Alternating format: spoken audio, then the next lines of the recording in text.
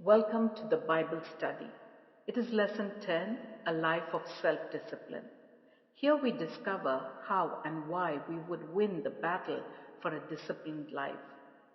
Self-control or self-discipline is the last fruit of the Spirit Paul mentions in Galatians chapter 5.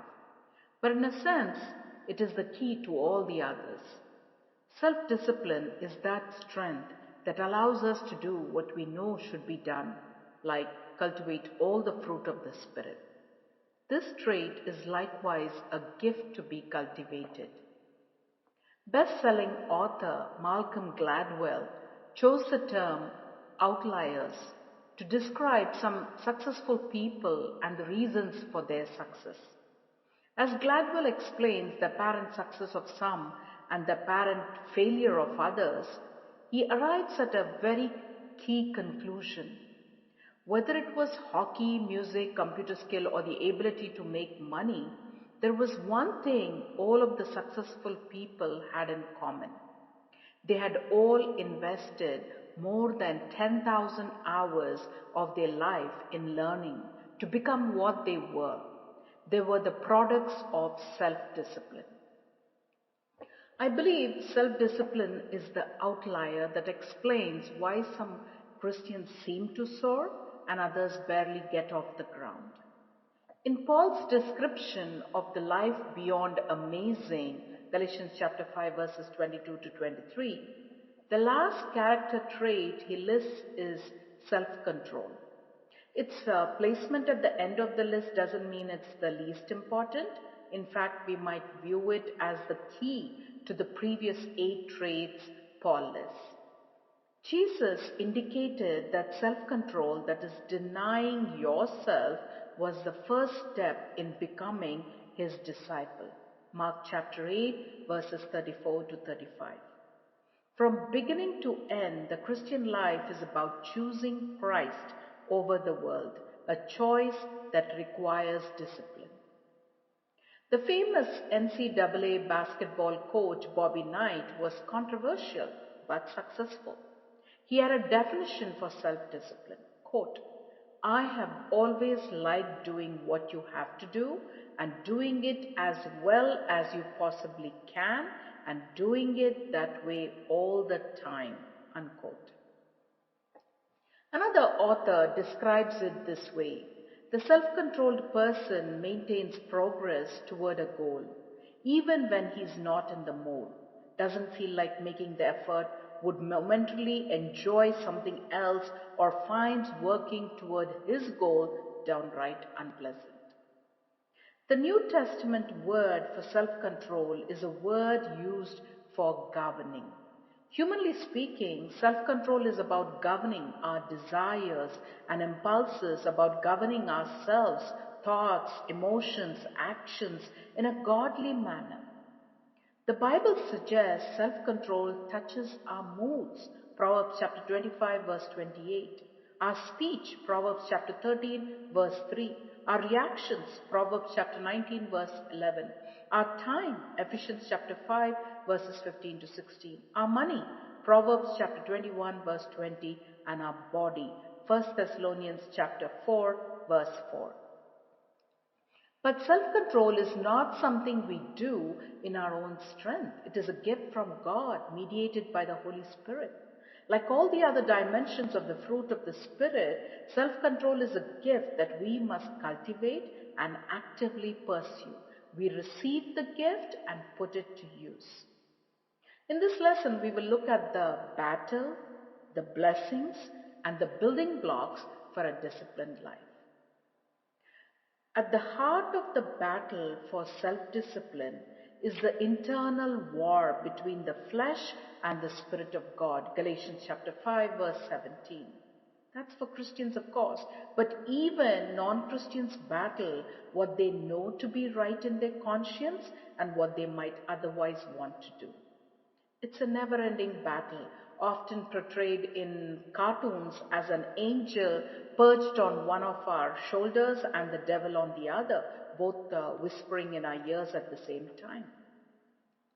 The battle for a self-disciplined life goes all the way back to Eden, when Eve chose to disobey God's command not to eat the fruit of a certain tree. She was tempted by the serpent and was not able to control her desires, and we all know the result. Even the Apostle Paul confessed to this battle raging in his own heart. Quote, I don't really understand myself, for I want to do what is right, but I don't do it. Instead, I do what I hate. I want to do what is good, but I don't. I don't want to do what is wrong, but I do it anyways. Romans chapter 7, verses 15 and 19. The Bible is relevant for every age, but it's a description of the battle for a disciplined life is especially significant for ours. Daniel Axt, author of the book Temptation, Finding Self-Control in an Age of Excess, describes life in our modern Western culture as a giant, all you can eat buffet, one that offers more calories, credit, sex, intoxicants, and just about anything else we can take to excess than at any time in history. The blessings of a disciplined life. Self control is rarely fun in the moment, but the results are always worthwhile.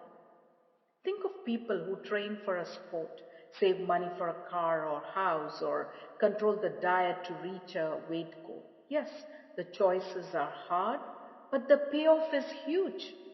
Conversely, when we fail to make the choices we know we should, we suffer discouragement, even anger, which can lead to further lack of self control.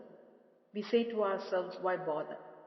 With maturity should come increasing success in maintaining self control.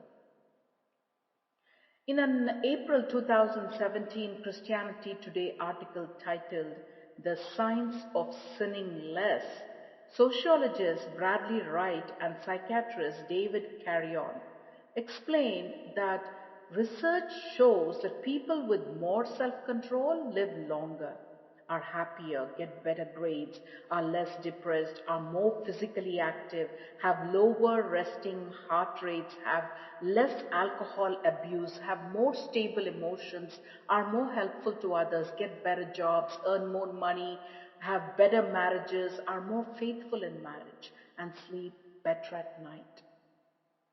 Let's look at 5 building blocks that can help us put together a disciplined life.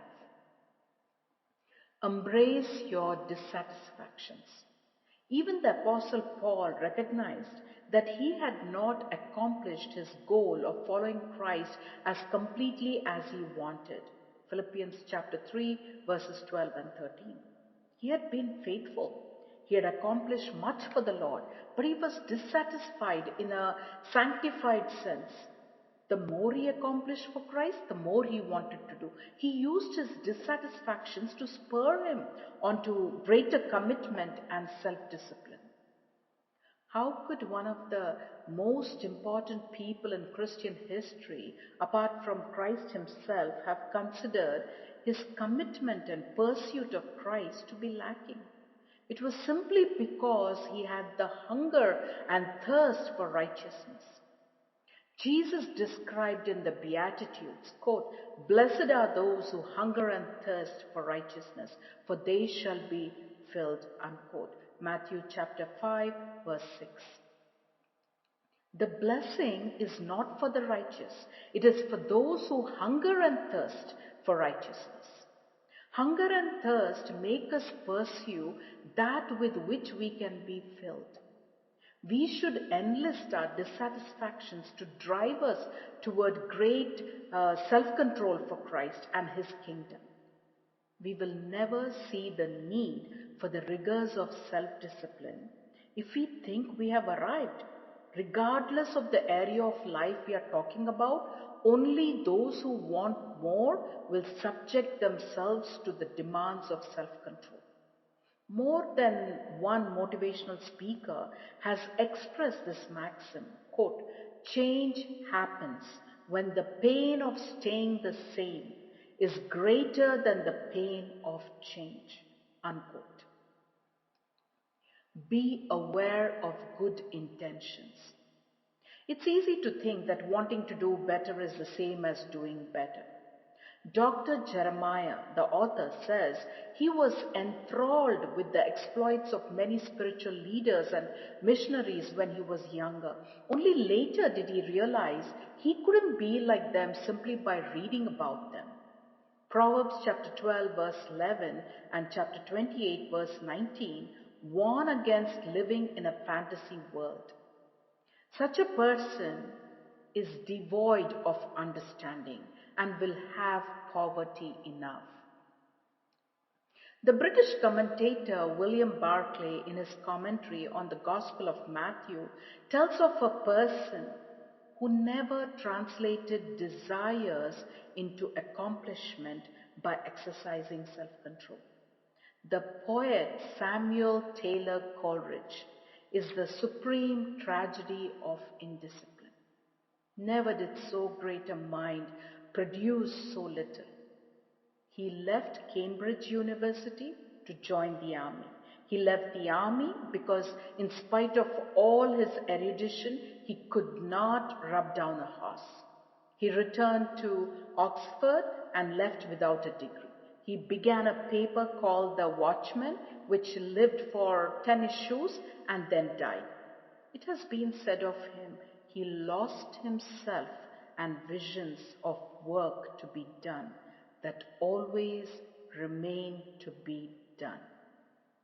Coleridge had every poetic gift but one, the gift of sustained and concentrated effort. In his head and in his mind, he had all kinds of books, as he said himself, completed save for transcription. I'm on the eve of sending to the press 2 octavo, that is the book form volumes. But the books were never composed outside Coleridge's mind because he would not face the discipline of sitting down to write them out.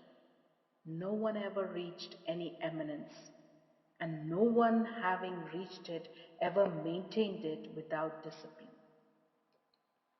Start working out. Paul gave young Timothy, his pastoral protege, some wise counsel concerning spiritual growth. Quote, reject worldly distractions and exercise yourself toward godliness. Unquote. 1 Timothy chapter 4 verses 7 to 8. Exercise yourself. Sounds like the kind of self-control athletes and musicians use to reach their goal. Practice, improve, practice, improve, practice, improve. Paul wanted Timothy to train himself to be godly. We have seen the word exercise or train before in this series. It comes from the Greek word from which we get gymnasium. In other words, spiritual growth and godliness is no easier than becoming an athlete. It takes training and exercise daily. Paul wrote something similar to the Philippians. Quote, work out your own salvation with fear and trembling. Unquote. Philippians chapter 2, verse 12. Workout here does not mean exercise, but it is just as relevant. It refers to producing results, completing a task, doing what is needed, all of which requires self-control. Peter reminded his readers that they had been given all things that pertain to life and godliness, including great and precious promises. 2 Peter chapter 1 verses 3 to 4. But Peter did not allow them to rest on their spiritual inheritance. Quite the contrary, in the next 3 verses, he tells them to be diligent, to acquire faith, virtue, knowledge, self-control, perseverance, godliness, brotherly kindness, and love. Verses 5 to 7. The word diligent could be translated as make every effort. He wanted to make sure they understood the challenge of following Christ. Godliness does not happen easily, automatically, or overnight.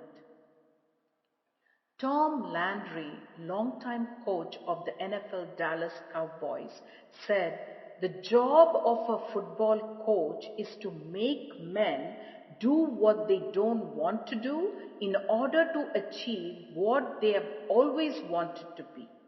That's a fair description of the Christian life. We want to be like Christ, but it takes self discipline to get there. Talk back to your body. In one of his most illustrative passages about the spiritual life, Paul likens it to one athletic event. In a big contest, he writes, "All run the race, but only one wins the prize." Greek and Roman athletes competed for perishable prizes, but we do for an imperishable crown. Therefore, Paul says, quote, "I discipline my body and bring it into subjection, lest when I have preached to others, I myself should become disqualified." Unquote. 1 Corinthians chapter 9, verses 25 to 27. The word Paul uses for discipline here is a rare word and a graphic one occurring elsewhere only in Luke chapter 18, verse 5. It is based on a Greek word that referred to the part of the face just beneath the eyes, the area of the cheekbones, and it meant to strike a person in the face until they were brought into submission. In verse 26, he even refers to the image of men boxing one another, saying he was going to strike for effect. So Paul was being graphic and serious about his need and our need to discipline himself so as to win the race set before him. Paul was unwilling to avoid the hard work he exhorted others to undertake and endure. He wanted to cross the finish line as a faithful steward of the grace of God in his life. Nothing else was acceptable. He wanted the imperishable crown being held in reserve for all who are faithful in Christ. Dr. Jeremiah says, quote, "The older I get, the more this passage resonates with me. There are just some days when my body's telling me that it doesn't want to obey me anymore. I actually have arguments with my body. I talk back to it. My body wants to sleep. I need to get up. My body wants to eat. I have already eaten enough. My body wants to stop exercising. If I stop, I might not ever start again. My body resists the effort necessary to pray and read the Bible. I cannot let my body win this battle. My body wants to give up when the going gets tough, but I know I must go on." Unquote.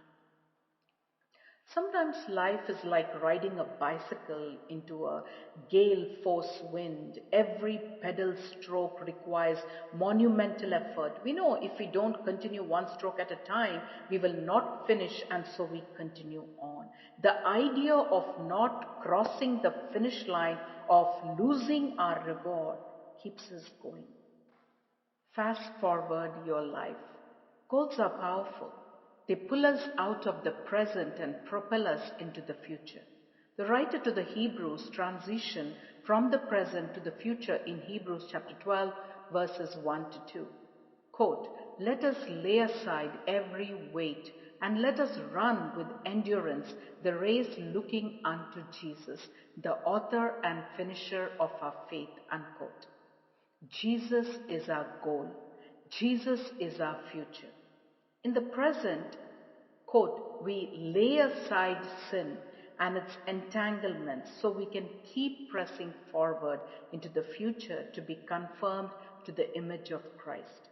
Romans chapter 8, verse 29.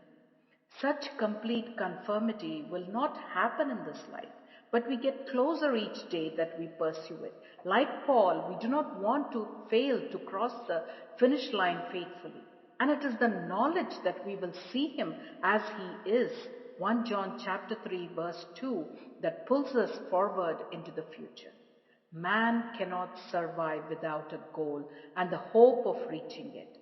Such attainment gives us every good reason to live a disciplined life. You know you are in the battle. Consider the blessings and use the building blocks to build the godly life you desire through the gift of self discipline. Grace and peace to all under the influence of my voice. I pray that you may prosper in all things and be in health as you prosper in His word. Shalom.